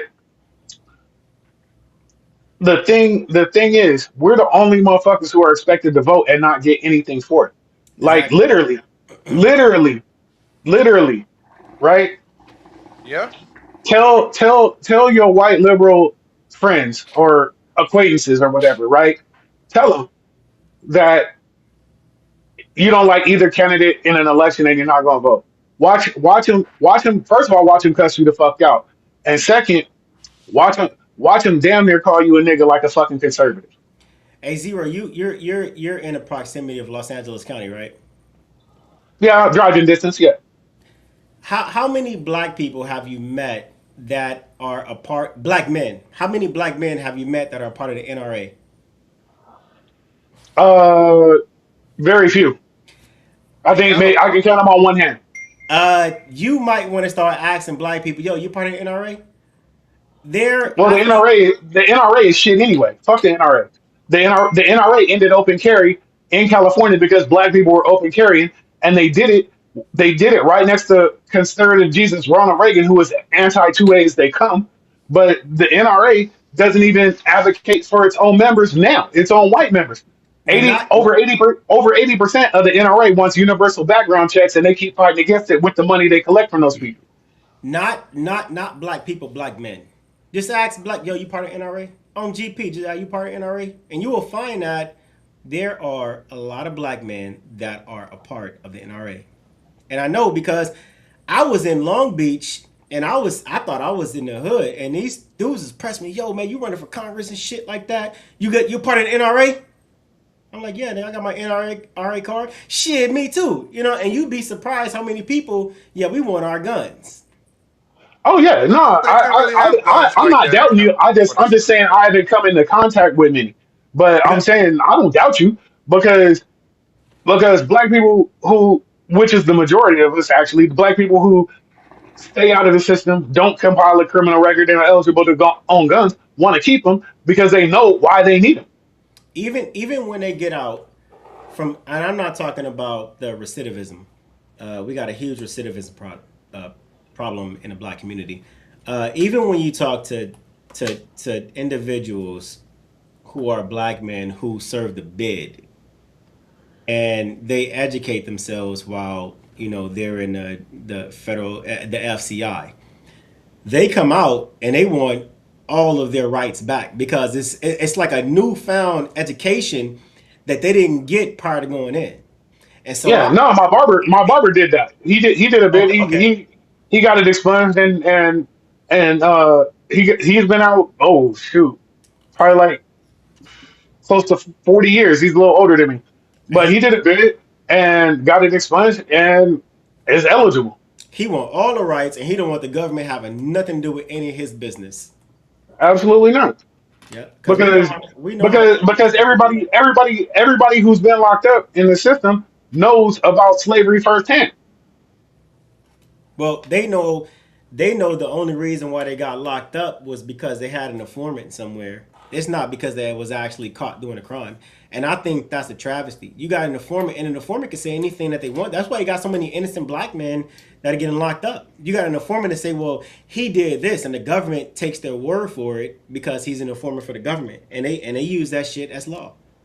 Yeah, You have a lot of black people that are innocent that are locked up. That shit not even been. It's a lot of black people don't even know why they in prison. Well, they said I did this, but I didn't have nothing to do with it. I got 3 strikes. 2 of the strikes I wasn't even there, but they said I was there. They had an informant that said I was there. You look at anybody case, they can pull their paperwork. You're gonna have 2 or 3 informants on their paperwork, and they're wouldn't doubt it. innocent as hell.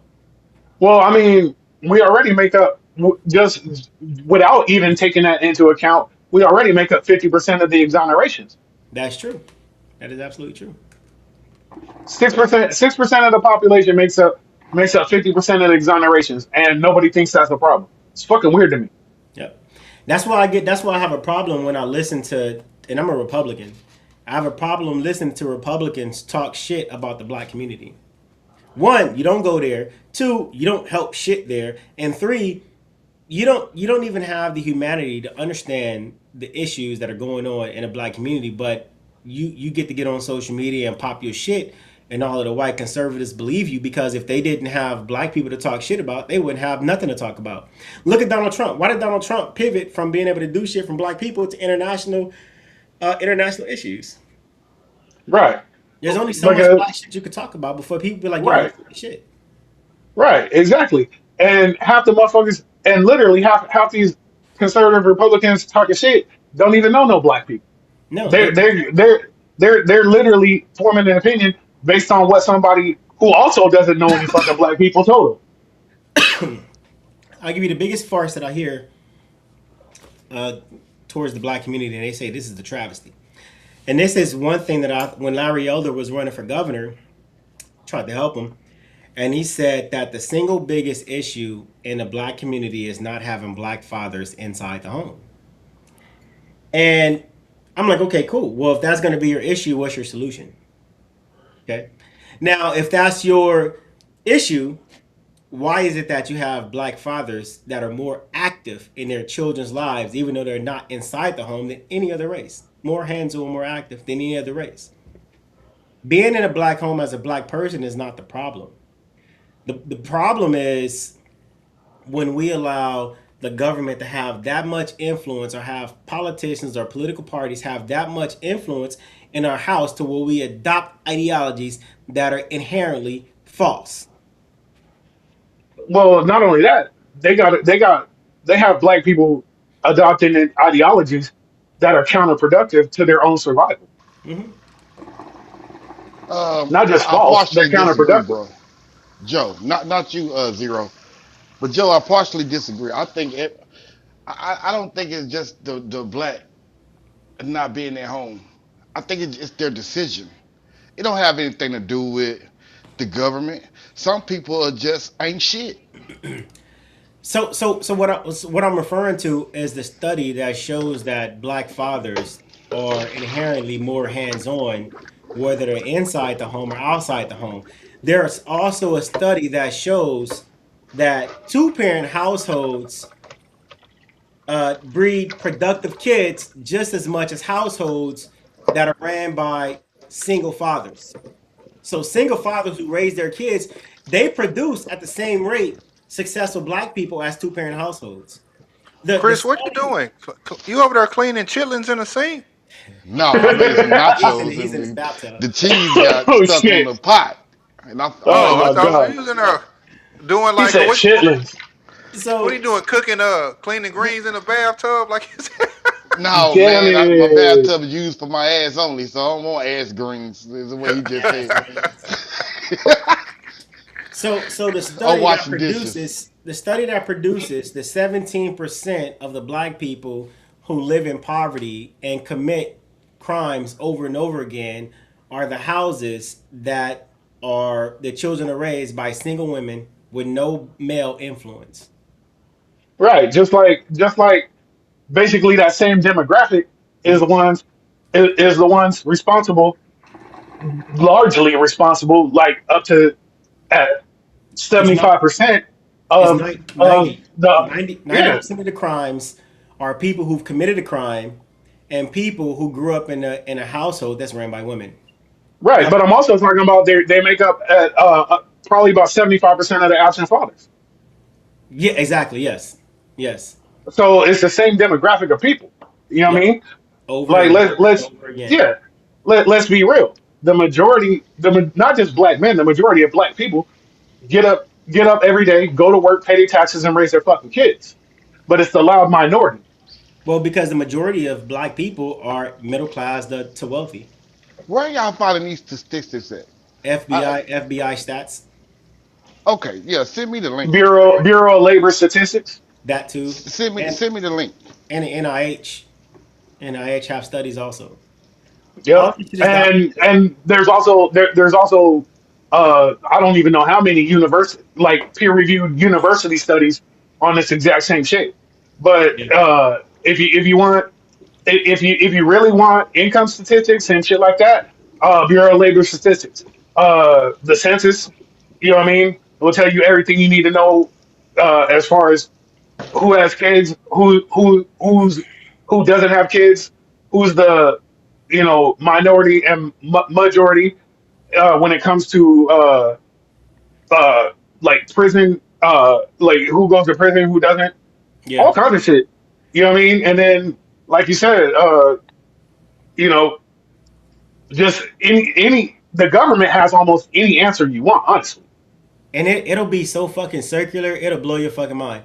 They'll say that 100%, not 90% of crimes in the black community is committed by another black person. And they'll say like 90% of black on black crimes is more than any other crime. They'll also tell you that 98% of every single individual that commit a crime has already committed a crime.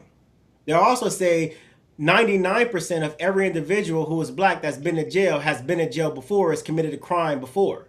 You know what I'm saying?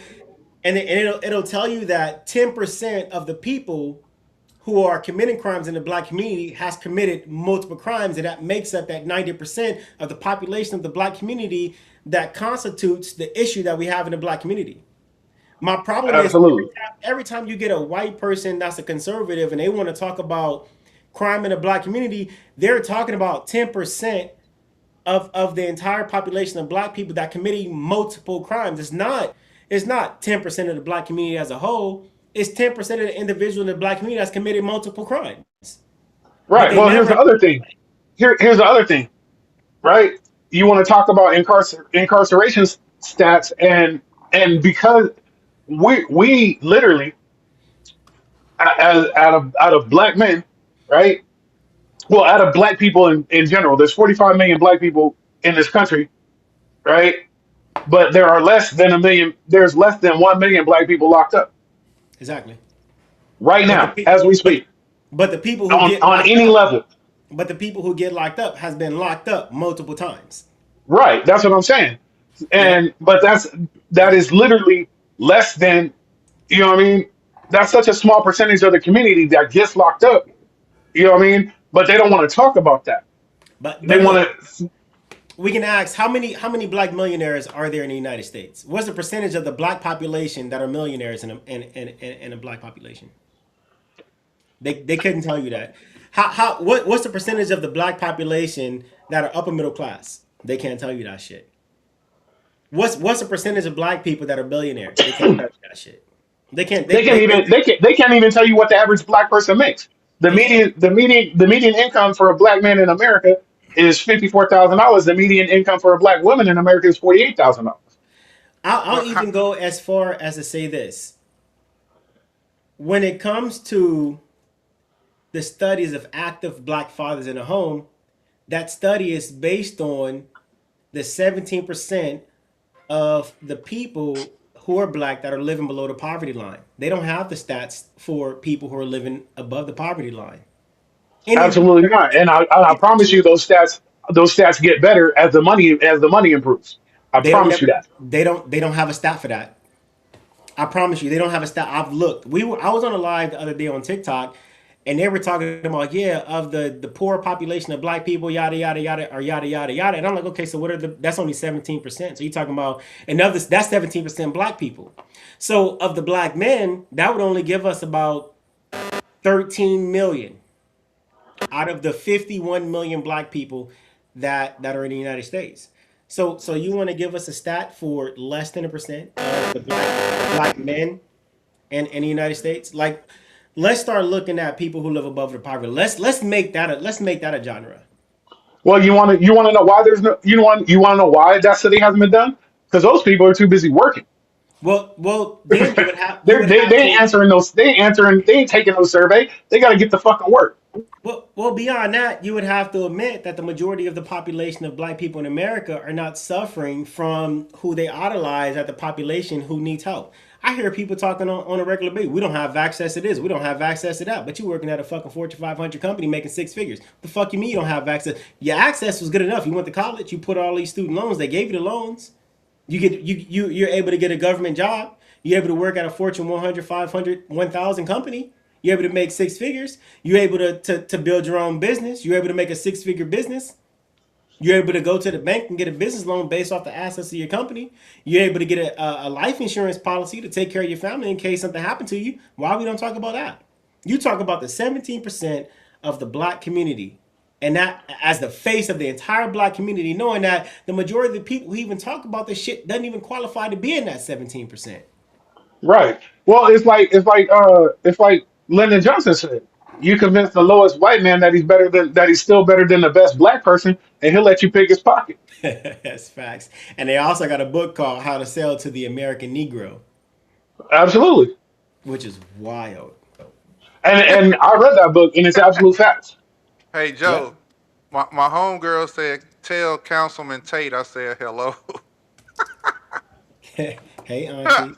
Councilman Tate. Councilman Tate. That's diabolical. I've heard that before. That's diabolical. Cause I What's was in crazy college. though, what's crazy though, see, when Joe was running for Congress, I don't live that far away. It's driving distance for real. And I looked him up. He's about as pro black as it gets. People wouldn't believe it, but I mean, think about it. Like I was in Minneapolis 2 days after George Floyd died when they was having all those rallies and protests. We led the rally to the freeway. It was a rally that was leading to the freeway. We led the opposing rally to get the people on the freeway off the freeway. Because what they didn't show, you saw the people on the freeway and they stopped right before they got the bridge. What they didn't show was they had the National Guard and the Sheriff's Department ready to blast anybody who walked across that bridge. I was the one who got, not just me, the people who we had to protest with. We were the ones who got all of them people off the bridge before curfew. And I still end up getting arrested and put in jail. Because not because I was doing things bad. Well, you missed curfew. Bitch, I'll sue this whole fucking city. I'm not even from here. I'll sue this whole entire city. When it came to Los Angeles County, when they had that big ass Black Lives Matter protest when they was down in Imperial and they was about to fuck up the sheriff's department. I was the one. I agree that there is issues, but I was the one that was working with the Democratic Garcetti and his administration to be able to rebuild the relationship between law enforcement and the community. But the people who want to fuck up that sheriff's department, they didn't live there. They were from out of town. I was the one who coordinated with the sheriff's department to be able to utilize the unexpended ammunition that was expiring, the gas cans and the rubber bullets. Yeah, we got the motherfuckers right up out of there. 2 weeks later, they had a protest going to the city hall where the police department was. And I have videos and pictures. I was arguing with these dudes and they want to fuck shit up. And I was like, you can try. They're gonna fuck y'all up. This is the police, but this is the sheriff department. You think that you with these signs and shit, you're gonna be able to go against them? And they told me that I was the enemy because I was working with them.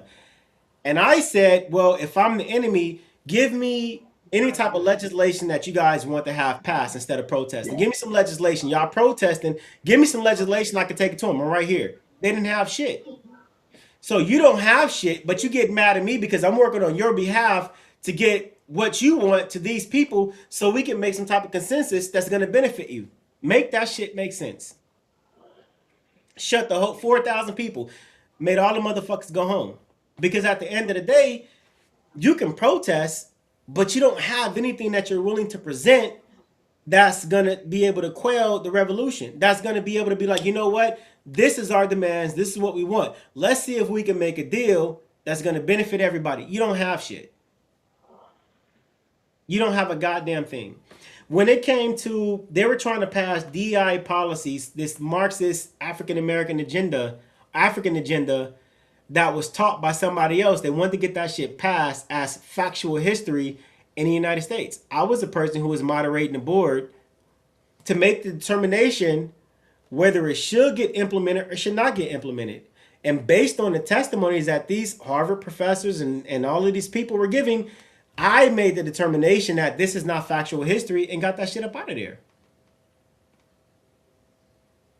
When they had COVID-19 and they were masking everybody, they had a public forum. They had a public forum hearing, and what was that city? And what's the rich city?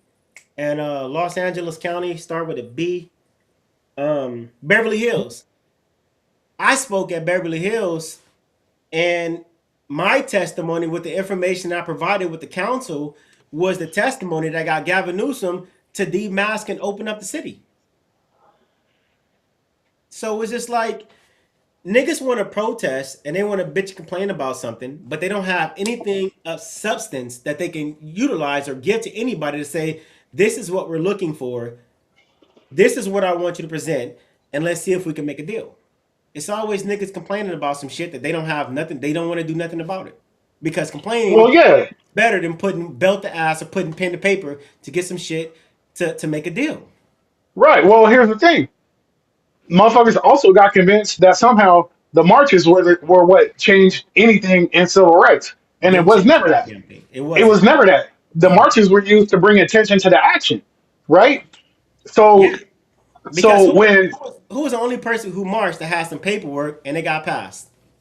Fucking Martin Luther motherfucking King. Right. So here's the thing.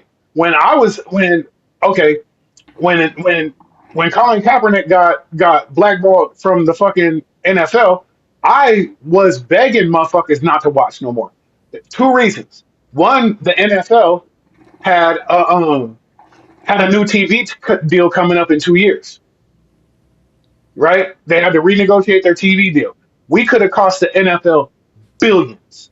Could have. But niggas wanted to online march and say they was down with some shit, this, that, and the third, and what they were doing to Colin Kaepernick was fucked up. But they weren't too. But niggas wouldn't stop watching the Raiders and the fucking Phillies to prove it. Or not the Phillies, the Eagles. You know what I mean? They couldn't give up the Cowboys and all this other shit. Nigga, you can't get nothing without giving up something. At least in the short term. At least everybody's so scared to lose something. Everybody's so scared to fucking lose something that we can't gain shit, right? when I said we need to boycott all office elections through 2032, everybody's like, well, the Republicans are going to win. So the fuck what? The That's three the things that's that that's the fucking point. Because if you just switch parties, right? If black people just switch parties to Republicans, and Republicans are like, okay, we got your vote and didn't do nothing for you, so we damn sure ain't gonna now. So if you hold out, that's where the fucking leverage is, right? yeah. Because you're not committing to anything. You're like, man, fuck all y'all. And when the Democrats lose enough, they will come to the fucking table and negotiate. But niggas is so, oh, we're gonna lose the right to vote, motherfucker. If you don't vote, if you're out of if you're staying out of the elections, it don't fucking matter. Yo, how the fuck you vote to lose the right to vote when you're voting? But exactly. So now motherfuckers is rushing to the polls to support whoever's wearing a blue fucking tie. And what happened? What You, happened? They you know, still you, they still fucking with it. Who cares? the three things that made Colin Kaepernick so fucking stupid, I stand on this shit. Number one, you play an NFL, nigga. You under contract. You're not under contract to protest. I don't give a fuck how much you think your freedom of speech is so important. Your contract is to play motherfucking football and adhere to all the rules and regulations of the NFL. Your contract is not to go do whatever the fuck you want to do. And you can say, well, I got the freedom of speech. If you sign the contract that says you're going to adhere to the rules, then motherfucker, you're going to adhere to the rules. That's why they got your ass out of there. Two, he didn't have any legislation or paperwork that he wanted to present to fight for. I think that would have made Colin Kaepernick an immediate icon. It made Absolutely. an icon. Absolutely. And three, nigga, you was raised by white parents. How the fuck you talking about racism and white supremacy and you were raised by white parents? Like, get fucking real, nigga. You are not a product of racism. You are not a product of white supremacy. You have never lived in a white supremacist or racism influenced culture. You were raised by rich white people in their rich white neighborhoods with their rich white friends, bro. Like, you are really not like that. You know what I'm saying? And if Well, you are, here's the thing though. The same motherfuckers who say keep your personal shit and your politics out of sports, they do it so subjectively and conditionally that the shit don't ride with me anyway. Like that's stupid. That's like fucking like football. That don't have no football see, team. I'm a fucking Dodgers fan, right? And when Charlie Kirk got his dumbass killed, Blake Snell went out there with a CK on his fucking on it, took them out for the Los Angeles Dodgers with a CK on his hat. That's Ain't the nobody say stupid shit shit. about that. Ain't nobody say shit about that. Well, because you know what CK stands for in the hood, it don't mean Charlie Kirk. It mean Crip Killer. Well, that's on a white dude though named Blake Snell, so it You don't stand know for what I'm that. saying? Nobody knows. Oh He's a no, yeah, it wasn't Blake Snell. My bad. It was my wife just corrected me. It was Blake Trinan.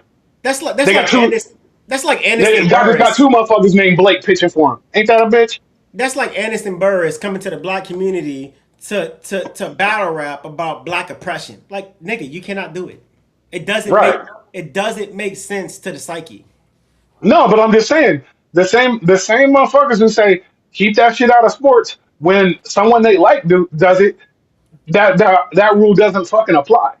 So that's why I'm saying it's bullshit. It's all about who's doing it and do you want to hear the message. I don't give a fuck. I just saw a video at Wrigley Field where this boomer dude slapped a motherfucker in the back of the head for not standing for the national anthem. First of all, I never do that shit, and I go to Dodger Stadium multiple times a year. Somebody does that shit, we both. Neither one of us seen that fucking game. And I think one of the bigger issues is you don't know if that person who you slapped served in the military. You don't even know if they served in the combat zone. They don't have to fucking stand for a goddamn thing. They don't have to do shit. They can sit down. They can drink their beer during the national anthem because they fought to have that freedom of speech and freedom of fucking expression.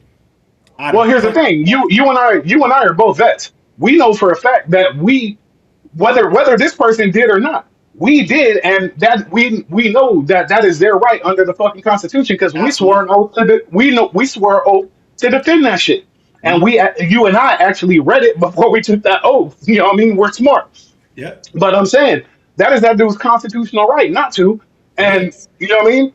And so I'm just saying, like I go to Dodger Stadium multiple times a year, and I promise you, if I stand during the anthem, it ain't for the fucking song. I'm probably gonna knock somebody the fuck out and not see one pitch of that game. Right.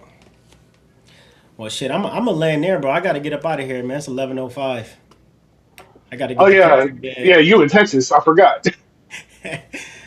But me and Cool is working on something, and I think you should be a part of it, and I think it's gonna be dope. What we talking about? I can't tell you right now because he's gonna publish Oh, this. It's gonna be live. oh, right. It's gonna be Okay. live. But you know, Well, I used to have a show. I used to have a show on KABC called New Black Republican, and you know, we beat out Charlie Kirk, all the other shows with the New Black Republican, talking about conservative issues from the perspective of a black person from the inner city.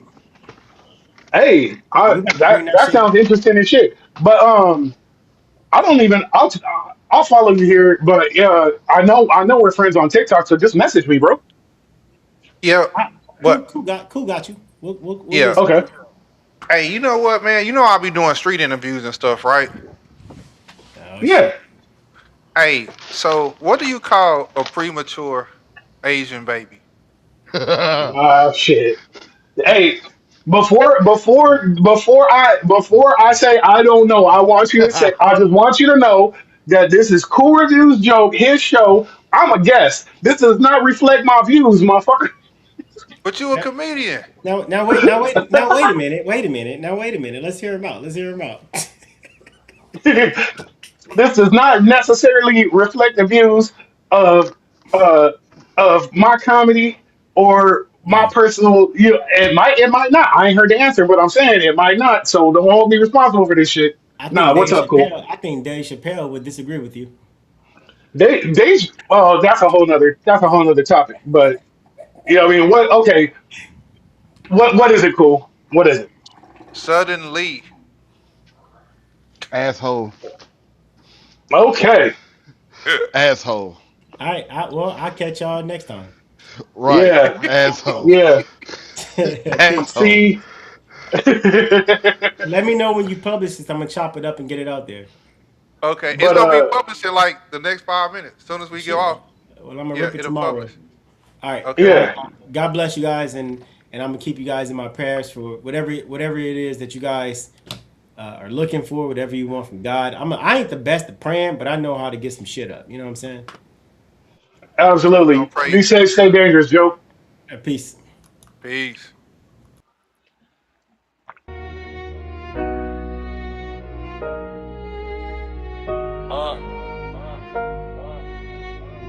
Yeah. Welcome to the Cool Reviews. Step into the scene where the voices stay loud and the vibe stay clean. Talking sports, love, life, what's making the news. If it's happening right now, it's on the Cool Reviews. Welcome to the Cool Reviews. Yeah.